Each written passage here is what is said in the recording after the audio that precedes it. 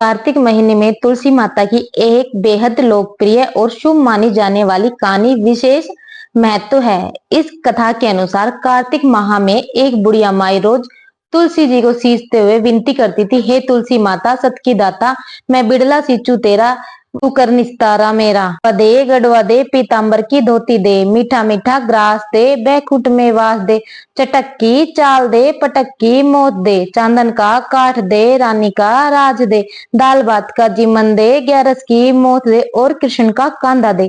इस प्रार्थना को रोज सुनकर तुलसी माता सोच में डूब गई और सूखने लग गई।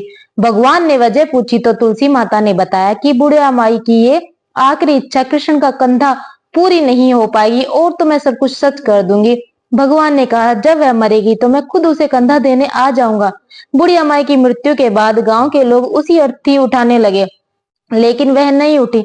तब भगवान बूढ़े ब्राह्मण का वेश में आए और बोले, हे बुढ़िया माई के कान में कुछ कहने लगेंगे और वह उठ जाएगी। भगवान ने कान में कहा, बुढ़िया माई तेरे मन के निकाल ले, पीताम्बर की धोती ले, मीठा मीठा ग्रास ले, बैकुंठ में वास ले, चटक की चाल दे, पटक की मौत ले, कृष्ण जी का कंधा ले। यह सुनकर बुढ़िया माई हल्की हो गई और भगवान ने स्वयं कंधा दिया, जिससे उसकी मुक्ति हो गई। इस कथा को कार्तिक मास में सुनने से सभी पाप नष्ट हो जाते हैं।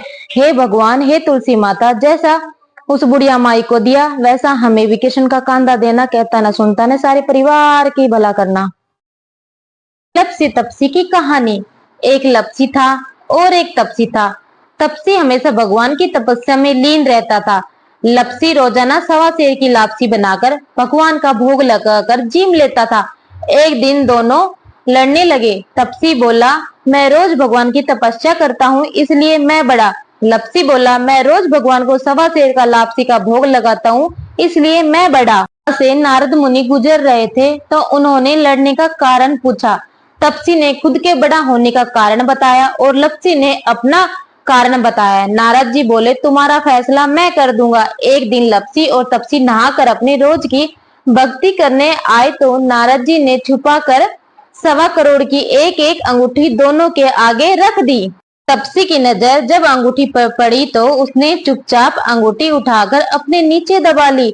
लप्सी की नजर अंगूठी पर पड़ी तो लेकिन उसने ध्यान नहीं दिया। भगवान को भोग लगाकर ताली हिलाकर लापसी जीमने लग गया। नारद जी सामने आए। दोनों ने पूछा कि कौन बड़ा है नारद जी।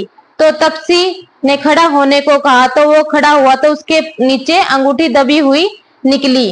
नारद जी ने तपसी से कहा, तपस्या करने के बाद भी तुम्हारी चोरी करने की आदत नहीं गई, इसलिए लप्सी बड़ा है और तुम्हें अपनी तपस्या का कोई फल नहीं मिलेगा। तपसी शर्मिंदा होकर माफी मांगने लगा।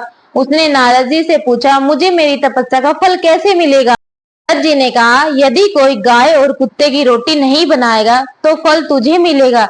यदि कोई ब्राह्मण को भोजन करवाकर दक्षिणा नहीं देगा तो फल तुझे मिलेगा। यदि कोई साड़ी के साथ ब्लाउज नहीं देगा तो फल तुझे मिलेगा। यदि कोई दिए में दिया जलाएगा तो फल तुझे मिलेगा। यदि कोई सारी कहानी सुने लेकिन तुम्हारी कहानी नहीं सुने तो फल तुझे मिलेगा। उसी दिन से यह हर वर्त कहानी के साथ लप्सी तपसी की कहानी भी सुनी जाती है और कही जाती है।